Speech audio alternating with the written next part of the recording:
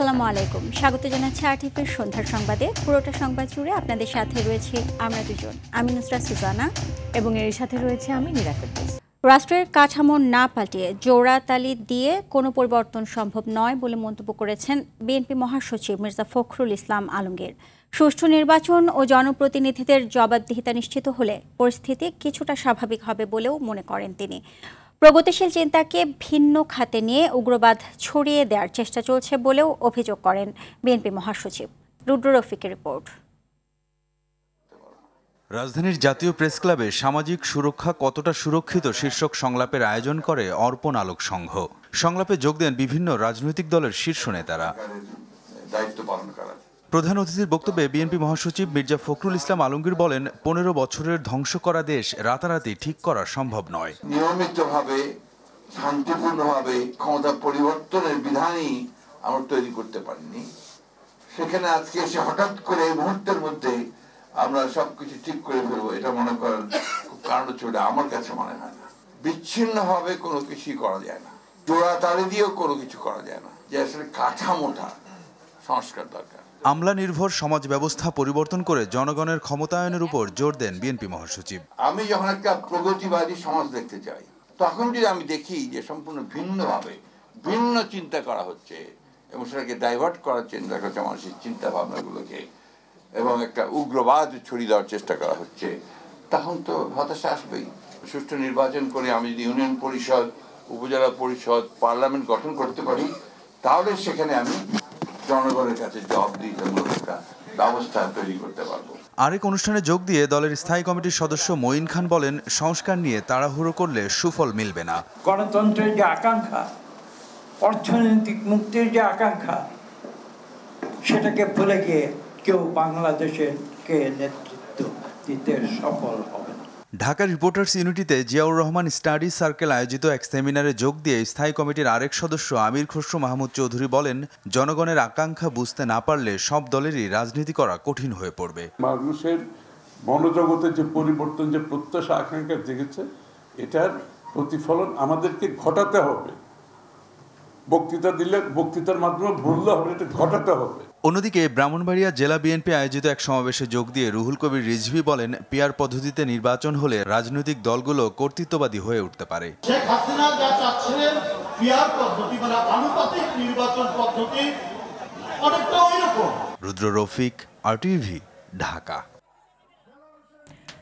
বাংলাদেশে সফররত পাকিস্তানের উপপ্রধানমন্ত্রী ও পররাষ্ট্রমন্ত্রী ইসহাক দার বিভিন্ন রাজনৈতিক দলের সঙ্গে পর্যায়ক্রমে বৈঠক করছেন। বিকেলে ঢাকায় অবস্থিত পাকিস্তান দূতাবাসে বাংলাদেশ জামায়াতে ইসলামীর 5 সদস্যের প্রতিনিধি দলের সাথে বৈঠক করেন তিনি। এতে নেতৃত্ব দেন দলটির নায়েবে আমির সৈয়দ আবদুল্লাহ মোহাম্মদ তাহের। বৈঠক করেন এনসিপির প্রতিনিধি দলের সঙ্গেও। সন্ধ্যায় বিএনপি নেতাদের সঙ্গেও বৈঠকে বসেছেন ইসহাক দার। বিএনপি মহাসচিব মির্জা ফখরুল ইসলাম আলমগীরের নেতৃত্বে 6 সদস্যের প্রতিনিধি দল বৈঠকে যোগ দেন। এর আগে দুপুরে ইসহাক দার তার 3 দিনের সরকারি সফরে ঢাকা আসেন।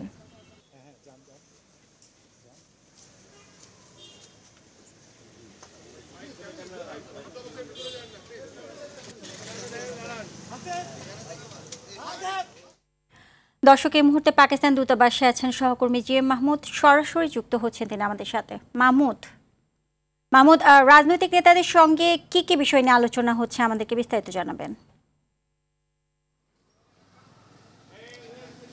সুজানা, আপনি জানেন যে 13 বছর পর আসলে পাকিস্তানের পররাষ্ট্রমন্ত্রী পর্যায়ের কেউ একজন বাংলাদেশে সফরে এসেছেন এবং দুপুরে তিনি পৌঁছেছেন। এরপর কিন্তু বিকেল 5টার পরে এনসিপির একটি প্রতিনিধি দল ওনার সাথে সাক্ষাৎ করেছেন এবং তারা কিন্তু জানিয়েছেন যে দুদেশের সম্পর্ক উন্নয়নে এবং দ্বিপাক্ষিক বাণিজ্যিক বিষয়ে কিন্তু তার সাথে কথা হয়েছে। বিশেষ করে সার্ককে শক্তিশালী করার বিষয়ে কিন্তু তারা কথা বলেছে। ঠিক একইভাবে এনসিপির পর কিন্তু বাংলাদেশ জামায়াতে ইসলামীর 5 সদস্যের একটি প্রতিনিধি দল সাক্ষাৎ করেছেন এবং তারাও চাচ্ছেন যে দুদেশের বাণিজ্যিক সম্পর্ক আরও উন্নত হোক, বিশেষ করে মুসলিম দেশ হিসেবে যাতে দুই দেশের সম্পর্ক উন্নয়ন হয় এবং বাণিজ্য বৃদ্ধি পায় এমন বিষয়ই তারা আলোচনা করেছেন।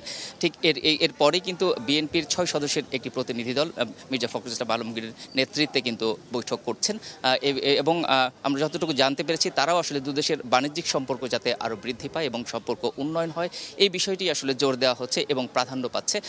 এছাড়াও এই সফরে রাষ্ট্রীয়ভাবে বেশ কিছু চুক্তিও সম্পাদন হবে আমরা কিন্তু এমনটি জেনেছি। আমরা অপেক্ষা করছি বিএনপির পক্ষ থেকে আসলে কী ধরনের আলোচনা হয় বা কী আলোচনা হয়েছে সেটি নিশ্চয়ই আনুষ্ঠানিকভাবে জানাবেন। আমরা অপেক্ষা করছি, পরবর্তী সংবাদে হয়তো এ বিষয়ে আরও বিস্তারিত জানাতে পারবো। তো এই ছিল আমার কাছে আপাতত এখন পর্যন্ত। সুজানা, সর্বশেষ। ধন্যবাদ আপনাকে। ভোট কেন্দ্র দখলের চেষ্টা করলে পুরো কেন্দ্রের ভোট বাতিল করা হবে বলে জানিয়েছেন প্রধান নির্বাচন কমিশনার এএমএম নাসির উদ্দিন। তিনি বলেন, ভোট কেন্দ্র দখল করে নির্বাচনে জেতার সুযোগ নেই। প্রধান উপদেষ্টার চিঠি পাওয়ার পর আগামী ফেব্রুয়ারি মাসে রমজানের আগে নির্বাচনের প্রস্তুতি জোরদার করা হয়েছে। তিনি জানান, নির্বাচনের রোডম্যাপ মোটামুটি প্রস্তুত, আগামী সপ্তাহে ঘোষণা করা হতে পারে। সকালে রাজশাহীতে মতবিনিময় সভায় তিনি এসব কথা জানান। সিইসি জানান, ভোটার তালিকা হালনাগাদ হয়ে গেছে, সীমানা নির্ধারণের খসড়া প্রকাশ করা হয়েছে। আগামী রোববার থেকে নির্বাচনী সীমানার শুনানি শুরু হয়ে চলবে বৃহস্পতিবার পর্যন্ত। এবং ফিল্ড লেভেলে অ্যাডজাস্টমেন্ট, যেটা অফিসারদের লেভেলে যে অ্যাডজাস্টমেন্ট প্রশাসন থেকে আরম্ভ করে পুলিশ এবং আমাদের নির্বাচন কমিশনের সেই অ্যাডজাস্টমেন্ট, এটাও একটা চলমান প্রক্রিয়া এবং ভোটকে সামনে রেখে আমরা কিন্তু এই অ্যাডজাস্টমেন্টগুলো করছি। জনগণ নির্বাচনমুখী হলে আওয়ামী লীগ সহ কোনো পক্ষের ষড়যন্ত্রই তা বাধাগ্রস্ত করতে পারবে না বলে মন্তব্য করেছেন স্বরাষ্ট্র উপদেষ্টা জাহাঙ্গীর আলম চৌধুরী। ফেব্রুয়ারিতে নির্বাচনের জন্য আইন শৃঙ্খলা বাহিনী সব ধরনের প্রস্তুতি নিচ্ছে বলে জানান তিনি। বিস্তারিত শাকিবুর রহমানের রিপোর্টে। কৃষি উপদেষ্টা হিসেবে বাংলাদেশ কৃষি উন্নয়ন কর্পোরেশনের হিমাগার, কেন্দ্রীয় বীজ পরীক্ষাগার ও সবজি বীজ প্রক্রিয়াকরণ কেন্দ্র পরিদর্শন করেন জাহাঙ্গীর আলম চৌধুরী। দাম বাড়ার পেছনে টানা বৃষ্টিতে মাঠে সবজি নষ্ট হওয়াকে দায়ী করেন তিনি। বৃষ্টির কারণে সবজি অনেক নষ্ট হয়ে গেছে। এই সবজি নষ্ট হয়ে যাওয়ায় জিনিসপত্রের দাম, মানে সবজির দাম কিছুটা বেড়ে গেছে। ফেব্রুয়ারিতে নির্বাচনের জন্য আইন শৃঙ্খলা বাহিনীর প্রস্তুতির কথা জানান স্বরাষ্ট্র উপদেষ্টা। নির্বাচনের প্রস্তুতি যেভাবে নেওয়া দরকার আমরা ওভাবেই প্রস্তুতি নিচ্ছি। আল্লাহ দিলে ফেব্রুয়ারি মাসে নির্বাচন করতে আমাদের কোনো ধরনের অসুবিধা হবে না। জনগণ যেই সময় ভোটারমুখী হয়ে যাবে এবং পলিটিক্যাল পার্টিগুলোর জন্য ভোটারমুখী হয়ে যাবে, সেই সময় দেখবেন এই সব কিছু কেউ কোনো বাধা দিতে পারবে না। তিনি জানান, সীমান্ত দিয়ে অবৈধ অস্ত্র প্রবেশ ঠেকাতে কাজ করছে আইন শৃঙ্খলা বাহিনী। শুধু নির্বাচনে না, অন্য সময় যেন কোনো অস্ত্র ঢুকতে না পারে, এই জন্যই সবসময় পদক্ষেপ নেওয়া। সীমান্ত কতটা নিরাপদ? সীমান্ত সম্পূর্ণ নিরাপদ। সীমান্তে আপনাদের দেখছেন আমাদের সীমান্ত সম্পূর্ণ নিরাপদ। আমাদের সীমান্ত নিরাপদ এবং সুরক্ষিত। পরে দারুসালাম থানা পরিদর্শন শেষে জাহাঙ্গীর আলম চৌধুরী জানান, ভাড়া ভবনে থাকা ঢাকা মহানগরের থানাগুলোর জন্য নিজস্ব ভবন করা হবে। তার ভিতরে 25টাই ভাড়া, 25টায় শুধু জায়গা আছে। আমরা এবার আরো 8টা থানা হয়তো আমরা এই সেপ্টেম্বর থেকে শুরু করতে পারবো। শাকিবুর রহমান, RTV, ঢাকা। এই জন্য অনেক সময় আইনি ভিত্তি না দিলে জুলাই সনদে সই করবে না এনসিপি, এমনটা জানালেন দলটির সদস্য সচিব আক্তার হোসেন। দুপুরে বাংলা মোটরের দলীয় কার্যালয়ে সংবাদ সম্মেলনে তিনি একথা জানান। তিনি বলেন, বিদ্যমান কাঠামোয় নির্বাচন হলে ফ্যাসিবাদ ফিরে আসার শঙ্কা রয়েছে। পরবর্তী সংসদের হাতে সনদ বাস্তবায়ন ছেড়ে দিলে তা বাস্তবায়নেও সংশয় রয়েছে। জুলাই সনদের ভিত্তিতে সংস্কার ছাড়া নির্বাচনের দিকে অগ্রসর হলে দেশে গণতন্ত্র সুগঠিত হবে না বলেও মনে করে এনসিপি। আকাঙ্ক্ষার সঙ্গে সম্পূর্ণভাবে বিপরীতমুখী একটা অবস্থানে রয়েছে। আমরা এই কারণেই নতুন সংবিধানের দাবি করছি। সরকার যে কোনো সময় নির্বাচন আয়োজন করতে পারে, সেটা ডিসেম্বরেও নির্বাচন আয়োজন করতে পারে যদি সেটা গণপরিষদ নির্বাচন হয় এবং সেই নির্বাচনের মধ্য দিয়ে একটা নতুন সংবিধান জাতিকে উপহার দেওয়া সম্ভব হয়। 2-1 দিনের মধ্যে শতাধিক নারী সংগঠন জাতীয় ঐক্যমত্য কমিশন কার্যালয়ে ঘেরাও কর্মসূচি পালন করবে বলে জানিয়েছেন তত্ত্বাবধায়ক সরকারের সাবেক উপদেষ্টা রাশেদা কে চৌধুরী। নারীদের নির্বাচনে অংশগ্রহণ ও আসন নিয়ে মতামত জানাতে কমিশন কোনো নারী সংগঠনকে ডাকেনি বলে অভিযোগ তার। ডিবেট ফর ডেমোক্রেসির চেয়ারম্যান হাসান আহমেদ চৌধুরী কিরণ বলেন, রাজনৈতিক দলগুলোর সদিচ্ছা ছাড়া সংসদে নারীর আসন বৃদ্ধি, সরাসরি নির্বাচন ও নারীর ক্ষমতায়ন সুরক্ষিত করা অসম্ভব। দাবি আদায়ে নারীদেরই সোচ্চার হওয়ার আহ্বান তার।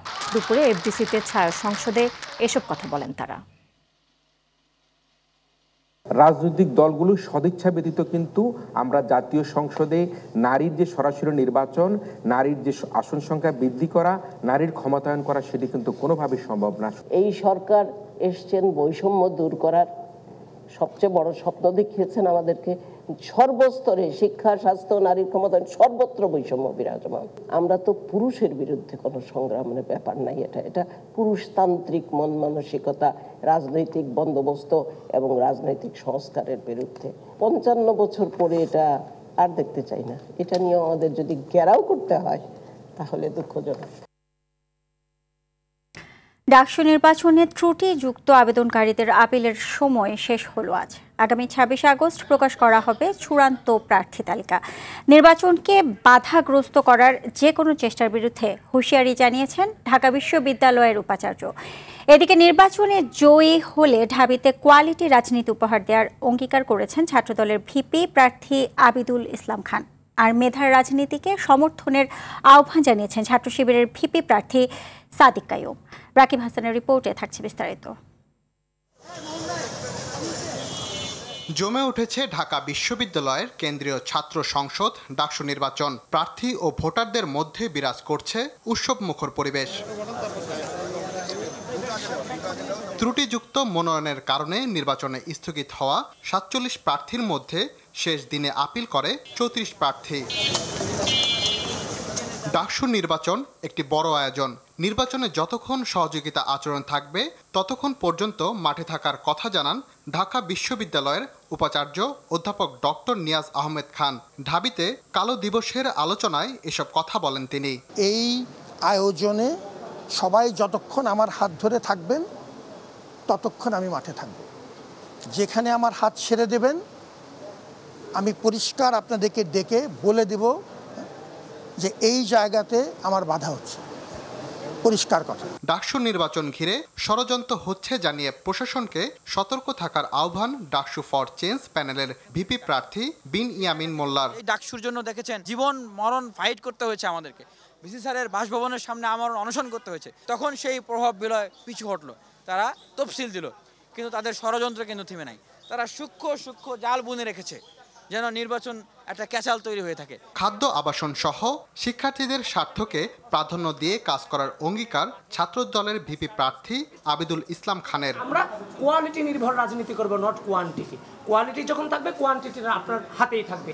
এক হাতে থাকবে যেমন কলম, আরেক হাতে থাকবে রাষ্ট্রের সার্বভৌমত্ব রক্ষার প্রতিজ্ঞা। কাদা ছোড়াছুরি বাদ দিয়ে সবাইকে মেধার প্রতিযোগিতার আহ্বান জানান ছাত্র শিবিরের ভিপি প্রার্থী সাদিক কাইয়ুম। অনেক আমাদের বন্ধুপ্রতিম অথবা প্রতিপক্ষরা তারা আমাদেরকে আদর্শিকভাবে আমাদের কাজের মাধ্যমে, মেধার মাধ্যমে তারা আমাদেরকে মোকাবেলা করতে না পেরে তারা ক্রমাগত আমাদের বিরুদ্ধে প্রপাগান্ডা করছে, আমাদের বোনদের বিরুদ্ধে সাইবার বুলিং করছে। আমরা সবাইকে আহ্বান করছি, আসেন এই ধরনের কাদা ছোড়াছুড়ি আমরা বন্ধ করি, আমরা প্রতিযোগিতা করি, আমরা মেধার চর্চা করি, আমরা আইডিয়ার প্রতিযোগিতা করি। রাকিব হাসান, RTV, ঢাকা। সপ্তাহের ব্যবধানে হঠাৎ করে প্রতি ডজনে 20 থেকে 30 টাকা বেড়েছে ডিমের দাম, যার মারাত্মক প্রভাব পড়েছে নিম্নবিত্ত সহ নিম্নআয়ের মানুষের মধ্যে। ডিমের দাম নিয়ন্ত্রণে ভোরে আড়তে অভিযান চালিয়েছে জাতীয় ভোক্তা অধিকার সংরক্ষণ অধিদপ্তর। প্রথমে রাজধানীর তেজগাঁওয়ে, পরে কাফতান বাজার এলাকায় অভিযান চালায় সংস্থাটি। এ সময় অনিয়ম পাওয়ায় 3টি প্রতিষ্ঠানকে মোট 60,000 টাকা জরিমানা করে ভোক্তা অধিকারের ভ্রাম্যমাণ আদালত। তেজগাঁও অভিযান শেষে সংস্থাটির ঢাকা বিভাগীয় সহকারী পরিচালক জানান, বেশি লাভের উদ্দেশ্যে দাম বাড়িয়েছে পাইকারি বিক্রেতারা। সেই সঙ্গে মধ্যস্বত্বভোগীরাও নিচ্ছে বাড়তি সুযোগ।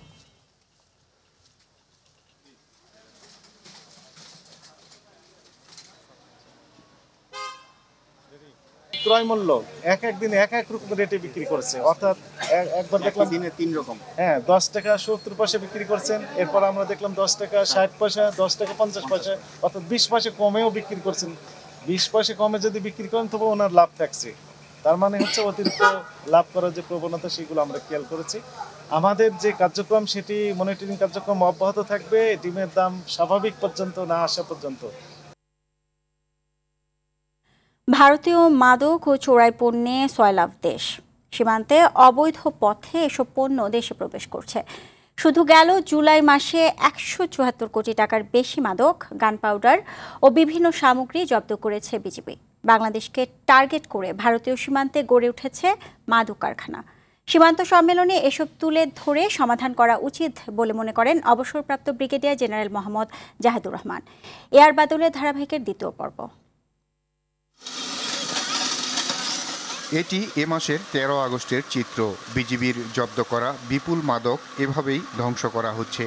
তবে এটি শুধু কক্সবাজারের দৃশ্য, পুরো দেশের অবস্থাও একই রকম। তথ্য বলছে, গেল জুলাইয়ে সীমান্ত এলাকাসহ বিভিন্ন স্থানে অভিযান চালিয়ে 174 কোটি 28 লক্ষ 66 হাজার টাকা মূল্যের চোরাচালান সামগ্রী জব্দ করে বর্ডার গার্ড বাংলাদেশ বিজিবি। এছাড়া 2024 সালে 2184 কোটি টাকার এবং এবছর এ পর্যন্ত প্রায় 162 কোটি টাকার বেশি শুধু মাদকই জব্দ করা হয়েছে। প্রথম সারিতে রয়েছে ইয়াবা, ফেন্সিডিল, হিরোইন ও ক্রিস্টাল ম্যাথ সহ সব ধরনের মাদক। সাবেক বিজিবি কর্মকর্তার অভিযোগ অনুযায়ী বাংলাদেশে ছড়িয়ে দিতেই প্রতিবেশী দেশ সীমান্তে মাদকের কারখানা গড়ে তুলেছে। এসব বন্ধে সীমান্ত সম্মেলনে আলোচনার পাশাপাশি সরকারকে কঠোর হওয়া প্রয়োজন বলে মনে করেন এই কর্মকর্তা। কেবল বাংলাদেশে পাচার করবার জন্যই সীমান্তের চারিদিকে বেশ কতগুলো ছোট ছোট কুটির শিল্পের মতো ফেন্সিডিল কারখানা তৈরি হয়েছে। আমরা এগুলোর ঠিকানা সহ মালিক যিনি আছেন উৎপাদনকারী তাদের নাম সহ ভারতের কাছে হস্তান্তর করেছে। সেই সময় কোনো পদক্ষেপ নেওয়া হয়নি। আর যদি আলোচনায় সমাধান না আসে সেই ক্ষেত্রে বাংলাদেশের সীমান্তরক্ষী বাহিনী যে আছে তাদেরকে সীমান্তকে নিরাপদ করবার জন্য আরও বেশি কঠোর আইন প্রয়োগ করতে হবে। 25 থেকে 28 আগস্ট ঢাকায় সীমান্ত সম্মেলনে সীমান্ত হত্যা, পুশ-ইন, অবৈধ প্রবেশ রোধ, মাদক, অস্ত্রগোলা বারুদ ও অন্যান্য চোরাচালান রোধ সহ বিভিন্ন বিষয় প্রাধান্য পাবে। এআর বাদল, RTV, ঢাকা। সক্রিয় মৌসুমী বায়ুর প্রভাবে উত্তর বঙ্গোপসাগরের সঞ্চালনকারী মেঘমালা তৈরি হওয়ায় রাজধানী ঢাকা সহ সারা দেশে থেমে থেমে বৃষ্টি হচ্ছে। দেশের 4টি সমুদ্র বন্দরে 3 নম্বর সতর্ক সংকেত দেওয়া হয়েছে। পটুয়াখালীতে বৃষ্টি ও দমকা বাতাস বইছে। কখনো মাঝারি ও কখনো হালকা বৃষ্টিপাতে জনজীবন স্থবির হয়ে পড়েছে। হাতিয়ায় নদী উত্তাল রয়েছে, যার কারণে নৌ যোগাযোগ বন্ধ রয়েছে। এসব এলাকার নদী বন্দরগুলোকে 1 নম্বর সতর্ক সংকেত দেখাতে বলা হয়েছে। এছাড়া উত্তর বঙ্গোপসাগরে অবস্থানরত মাছ ধরার নৌকা ও ট্রলারগুলোকে পরবর্তী নির্দেশ না দেওয়া পর্যন্ত উপকূলের কাছাকাছি থেকে সাবধানে চলাচল করতে বলা হয়। বর্তমান ধারা অব্যাহত থাকলে আগামী 25 বছরে দূষণের নগরীতে পরিণত হয়ে ঢাকা অনেকটা বসবাসের অযোগ্য হয়ে পড়বে, এ শঙ্কা জানিয়েছেন বিশেষজ্ঞরা। পরিবেশ উপদেষ্টা সৈয়দা রিজওয়ানা হাসান বলেছেন, আগামীর সংকট থেকে বাঁচতে পরিবেশ দূষণকারীদের বিরুদ্ধেও সবাইকে ঐক্যবদ্ধ হতে হবে। আরও জানাচ্ছেন তৌহিদুর রহমান। রাজধানী ঢাকা দেশের মাত্র 1% ভূমি, অথচ এখানে বসবাস 32% মানুষের। গবেষণা বলছে কেবল ঢাকা শহরে ট্রাফিক জ্যামের কারণে যে কর্মঘণ্টা নষ্ট হয় তাতে প্রতিদিন গড় ক্ষতি 140 কোটি টাকা। আর শব্দ দূষণ ও বায়ু দূষণের সমস্যা তো রয়েছেই। রাজধানীর 67% ভবন এখনো একতলা, 8% 5 তলার বেশি। বিশেষজ্ঞদের মতে সব উন্নয়ন বা অবকাঠামো রাজধানী কেন্দ্রিক হওয়ায় সমস্যা বাড়ছে। তরল বর্জ্য সরকারিভাবে 600 মিলিয়ন লিটার, যার মধ্যে ওয়াসা মাত্র 120 মিলিয়ন লিটার পরিশোধন করে, এই সমস্ত 480 মিলিয়ন লিটার আমরা সরকারিভাবে আমাদের খাল নদীতে ফেলছি। আমাদেরকে এখন অবশ্যই সিঙ্গেল ইউজ সকল কিছু থেকে সরে আসতে হবে। যদি না করি সত্যিকার অর্থে এই দেশের আর কৃষি জমি বলে কিছু থাকবে না, জলজ উদ্ভিদ বলে, জলজ প্রাণী বলে কিছু থাকবে না। বসবাসযোগ্য শহর গড়তে টেকসই উন্নয়নে সামগ্রিকভাবে একটি সংস্থাকে দায়িত্ব দেওয়ার পরামর্শ বক্তাদের। একটা সিটি গভর্নমেন্টের আন্ডারে যাকেই দেন, আপনার সিটি কর্পোরেশনকে দেন, অন্য কাউকে দেন, নতুন অথরিটি করেন, হ্যাঁ, আপনার একটা আন্ডারে যদি আনেন তখন কিন্তু আপনি ওই সংগঠনকে দায়ী করতে পারবেন। মেট্রো করতে গেলে তার আগের ধাপগুলি, ফুটপাথটাকে ফাংশনাল করতে হবে, সিগন্যালটাকে ফাংশনাল করতে হবে, সাইড ফ্রিকশনের জন্য যেই পার্কিং অ্যাক্টিভিটিটা হয় আনডিউ, সেইটাকে নিয়ন্ত্রণ করতে হবে। পরিবেশ দূষণের বিরুদ্ধে নানা পরিকল্পনার কথা জানিয়ে পরিবেশ উপদেষ্টা বলেন, ঢাকার 4টি সহ দেশের আরও 13টি নদী দূষণমুক্ত করার কাজ চলছে। পুরনো লোক পুরনো প্রতিষ্ঠান নিয়ে কাজ করার সময় নতুন বাংলাদেশ উপহার দেওয়ার অনেক চ্যালেঞ্জ আছে। ঢাকা শহরে কোন দিক থেকে যেদিকেই যান না কেন, যে হাইওয়েতে উঠেন না কেন, চতুর্দিকে কেবল ময়লা আর ময়লা। ঢাকার 4টা নদী দখল এবং দূষণমুক্ত করার কর্মপরিকল্পনা সকল সংস্থাকে সাথে নিয়ে চূড়ান্ত করেছি। ঢাকা চেম্বার আয়োজিত আলোচনায় সমন্বিত পরিকল্পনা ও শক্তিশালী নীতিমালারও আশ্বাস দেন পরিবেশ উপদেষ্টা। আমরা এখন প্রস্তুতি নিয়েছি। তৌহিদুর রহমান, RTV, ঢাকা। প্রতিবাদ সমালোচনা উপেক্ষা করে শ্রমজীবী ছাত্র ও সাধারণ মানুষের নিত্যদিনের খাবার রুটি বিস্কুটে অতিরিক্ত ভ্যাট চাপিয়েছে অন্তর্বর্তীকালীন সরকার। Bangladesh auto biscuit and bread manufacturers অ্যাসোসিয়েশনের মতে এই পদক্ষেপ পূর্ববর্তী সরকারের চেয়েও বৈষম্যমূলক ও পশ্চাৎপদ কর নীতির দৃষ্টান্ত, যা বৈষম্য বিরোধী আন্দোলনের চেতনার পরিপন্থী। বিকেলে ঢাকা রিপোর্টার্স ইউনিটিতে আয়োজিত সংবাদ সম্মেলনে এর অভিযোগ তুলে ধরেন সংগঠনটির সভাপতি শফিকুর রহমান ভূঁইয়া। এ সময় সহসভাপতি সাখাওয়াত হোসেন মামুন, সহকারী ভাইস প্রেসিডেন্ট ইন্দ্রজিৎ সরকার, কিশোয়ান ফুড ইন্ডাস্ট্রিজ লিমিটেডের মহাব্যবস্থাপক আব্দুর রহমান সহ অন্যান্য নেতারা উপস্থিত ছিলেন। ওয়ালটনের মোল্ড অ্যান্ড ডাই ফ্যাক্টরি পরিবেশ বান্ধব উদ্যোগের স্বীকৃতি হিসেবে মর্যাদাপূর্ণ লিড প্লাটিনাম সনদ অর্জন করেছে। যুক্তরাষ্ট্রের US গ্রিন বিল্ডিং কাউন্সিল এই সনদ প্রদান করে। টেকসই উন্নয়ন, বিদ্যুৎ, জ্বালানি ও পানির সাশ্রয়ী ব্যবহার এবং পরিবেশ বান্ধব পদক্ষেপ গ্রহণের কারণে এ স্বীকৃতি মিলেছে। অনুষ্ঠানে ওয়ালটন হাইটেক ইন্ডাস্ট্রিজের চেয়ারম্যান SM শামসুল আলম ও MD SM মাহবুবুল আলম সনদ গ্রহণ করেন। তারা জানান, ভবিষ্যৎ প্রজন্মের জন্য বাসযোগ্য পৃথিবী গড়তে ওয়ালটন প্রতিশ্রুতিবদ্ধ। বিভিন্ন গ্রিন প্রজেক্ট যেমন রুফটপ সোলার, রেইন ওয়াটার ব্যবহার ও রিসাইক্লিং কার্যক্রম চালু রয়েছে। এশিয়া কাপে বাংলাদেশের চ্যাম্পিয়ন হওয়ার পথটা বেশ দুর্গম। শনিবার এশিয়া কাপের দল নিয়ে মিরপুর শেরে বাংলা স্টেডিয়ামে এক সংবাদ সম্মেলনে এমনটি জানান বিসিবি প্রধান নির্বাচক গাজী আশরাফ হোসেন লিপু। এ সময় তিনি বলেন, ক্রিকেটের সঙ্গে আবেগ জড়িত। আবেগের জায়গা থেকে আমিও আশা করি বাংলাদেশ এশিয়া কাপে চ্যাম্পিয়ন হবে। তবে তথ্য উপাত্ত বিশ্লেষণ করলে বিষয়টা বেশ চ্যালেঞ্জিং। এ সময় তিনি পূর্ব এশিয়া কাপের ফাইনালে খেলার কথা উল্লেখ করে বলেন, চ্যাম্পিয়ন না হতে পারলেও ফাইনালে খেলার সুযোগ রয়েছে বাংলাদেশের। তবে সেই ক্ষেত্রে ধাপে ধাপে চিন্তার পরামর্শ দেন তিনি। যখন আপনাকে ইমোশন টাচ করবে, আপনার positive, always you will think positive. So emotional অ্যাসপেক্টে অন পজিটিভ মুডে আমিও আশা করি যে দল চ্যাম্পিয়ন হওয়ার লক্ষ্যেই যাবে। বাট আপনি যখন অ্যানালিটিক্যাল অ্যান্ড লজিক্যাল চিন্তা করবেন, তখন আপনাকে ভাবতে হবে যে আপনি কোথায় দাঁড়িয়েছেন এবং সেই অভিষ্ট লক্ষ্য অর্জন করতে আপনার পথটা কতখানি সুগম কিংবা কতখানি সেখানে চ্যালেঞ্জ আছে। সন্ধ্যার সংবাদ এ পর্যন্তই। রাতের সংবাদ 11:15টায় দেখার আমন্ত্রণ রইল। এতক্ষণ সাথে থাকার জন্য ধন্যবাদ সবাইকে। ধন্যবাদ।